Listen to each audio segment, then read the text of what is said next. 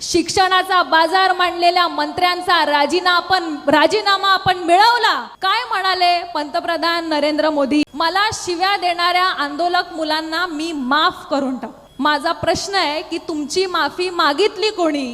त्या मुलांवरती तुम्ही लाठ्यांना खिळे लावून लाठीचार्ज केला. या देशामध्ये पहिल्यांदा पॅलेट गन्स मुलांवरती चालवल्या गेल्या. मोदीजी, माफी आम्ही नाही, तुम्ही आमची मागितली पाहिजे आणि आम्ही ठरवू माफ करायचं की नाही. आम्हाला अभिमान आहे जे तिथून लाठ्यांचा मार खाऊन आले. रात्री 11 वाजता रील टाकून आमची पिढी तुमच्या या भाषेला गुंडाळली जाणारी नाहीये.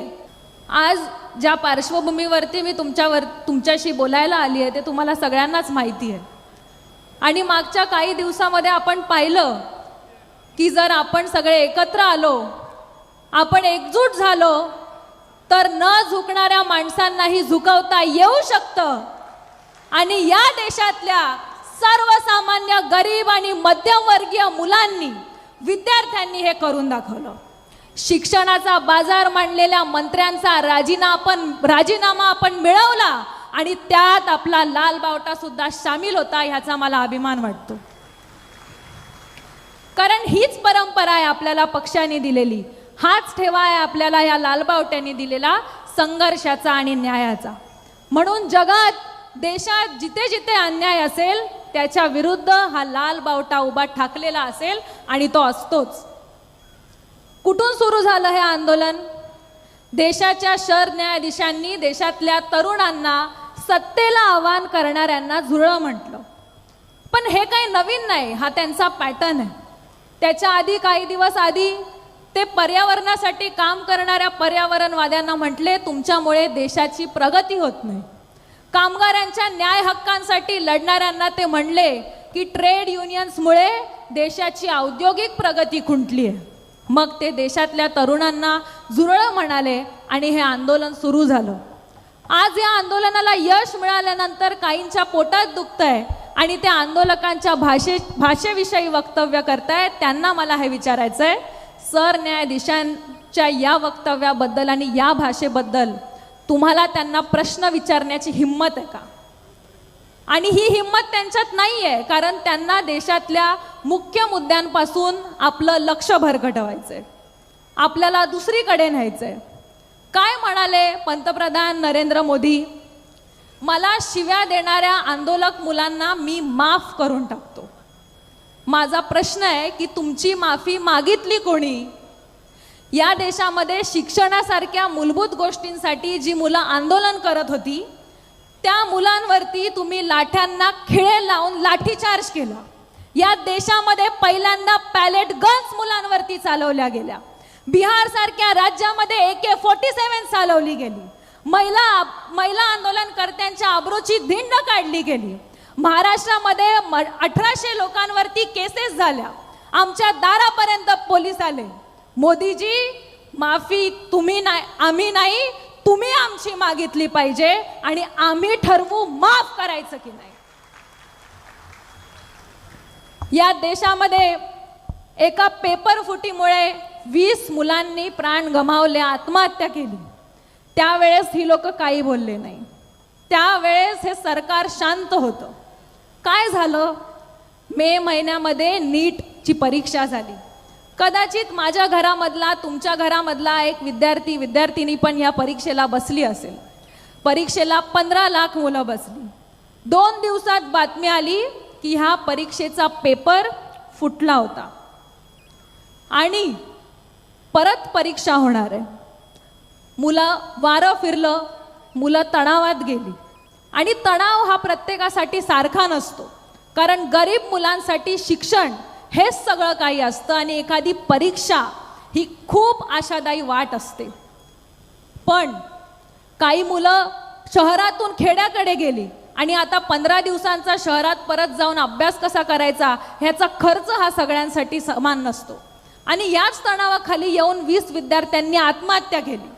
ही देशात झालेली पहिली पेपर फुटी नव्हती ना. 2021 ते 2025 मधली जर आकडेवारी काढली पेपर फुटीची, तर प्रत्येक राज्यामध्ये झालेल्या पेपर फुटीचा आकडा हा सरासरी 5 ते 6 पेपर फुटी इतका आहे.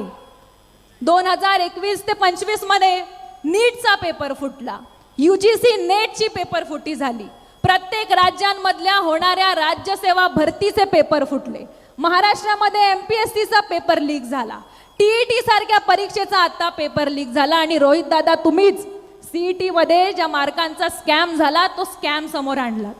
काय झालं या सगळ्या प्रकरणांमध्ये?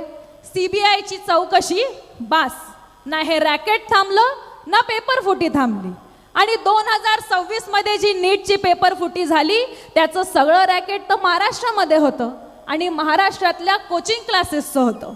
पण आजही हा तपास सुरू असताना तेच कोचिंग क्लासेस महाराष्ट्रामध्ये पुन्हा नव्या दवाने सुरू होतात. ते कोणाच्या अभयाखाली हा आमचा प्रश्न आहे आणि तो आम्ही विचारत राहू. यासाठी तुम्हाला उत्तरं द्यावेच लागतील. एका मंत्र्यांनी राजीनामा दिला म्हणून हे चक्र नक्की थांबणार नाही, पण ज्यांच्यासाठी आम्ही लाठ्यांचा मार खाल्ला आणि हा राजीनामा मिळवला त्या मंत्र्यांना तुम्ही संसदेत बोलवून दिमागात स्वागत करता. आम्ही जेनझी असलो तरी पण आम्हाला हे न कळण्या इतके आम्ही नक्कीच वेडे नाही, कारण हा देश क्रांतीज्योती सावित्रीबाई फुले आणि भगतसिंगांचा आहे, जे देशासाठी फासावर चढले आणि ज्यांनी शिक्षणासाठी दगडांचा आणि शेणाचा मारा खाल्ला. आम्हाला अभिमान आहे जे तिथून लाठ्यांचा मार खाऊन आले. नक्कीच एका राजीनाम्याने ही गोष्ट थांबणार नाही, पण नीट सारख्या परीक्षेमध्ये मोठ्या सुधारणा होण्याची गरज आहे. नीट परीक्षेचं डिसेंट्रलायझेशन झालं पाहिजे आणि राज्य पातळीवरती या परीक्षेचं आयोजन झालं पाहिजे, ही आमची मागणी आहे. पेपर फुटी मागे सरकारी मेडिकल कॉलेजेस नसणं आणि सरकारी कॉलेजेसच्या जागा कमी असणं हीच मोठी कीड आहे. आमची मागणी आहे की महाराष्ट्रामध्ये सरकारी मेडिकल कॉलेजेसच्या जागा असल्या पाहिजेत, ही आमची मागणी आहे. आमची मागणी आहे की जे सरकार 1966च्या मागणीनुसार शिक्षणावरती 6% पण खर्च करू शकत नाही, ते आज न्यू एज्युकेशन पॉलिसी आणून बघतंय. आणि न्यू एज्युकेशन पॉलिसी म्हणजे शिक्षणाच्या प्रायव्हेटायझेशनसाठी सरकार उघडं करून देत असलेलं सगळ्यात मोठं दार आहे, हेही आपल्याला लक्षात घेतलं पाहिजे. जर या देशामध्ये महात्मा फुल्यांपासून मोफत आणि सक्तीच्या शिक्षणाची गोष्ट होत असेल, त्या अंतर्गत भारतीय संविधानामध्ये राईट टू एज्युकेशनचा कायदा येत असेल, त्या देशामध्ये न्यू एज्युकेशन पॉलिसी ही दलित, बहुजन, कष्टकरी कामगारांच्या मुलांसाठी, आदिवासींच्या मुलांसाठी जर नो एज्युकेशन पॉलिसी ठरत असेल तर त्याला आमचा विरोध राहील. मला शेवटी हेच म्हणायचं आहे की आता लोकांना गृहीत धरणं थांबवा, कारण रात्री 11 वाजता रील टाकून आमची पिढी तुमच्या या भाषेला गुंडाळली जाणारी नाहीये आणि संसदेमध्ये आमच्या भाषेचे शब्द वापराल म्हणून तुम्ही आम्हाला गुंडाळून घ्याल. आमच्याच भाषेत सांगायचं तर या डेलुलूमध्ये तुम्ही राहू नका. परीक्षा सुधारणा विधेयक 2024 मध्ये सुद्धा पारित झालं होतं, मग ही पेपर फुटी झाली कसा असा हा आमचा प्रश्न आहे. ज्या देशामध्ये आज आपण डिजिटल इंडियाच्या गोष्टी करतो त्याच देशामध्ये सरकारी शाळा बंद पडतात आणि मुलींना चांगलं शाळेमध्ये चांगली शौचालय नाहीत, चांगलं पाणी नाही, हे आजचे प्रश्न आहेत आणि तेच घेऊन आपल्याला लढावं लागेल. शेवटी मी एवढंच म्हणेन की सोशल मीडियावरती रोज ट्रेंड बदलतात आणि मला असं वाटतं की महाराष्ट्रातल्या वारकरी संप्रदायापासून ते आत्तापर्यंत प्रश्न विचारणं हाच खरा ट्रेंड आहे आणि तो परत आलेला आहे.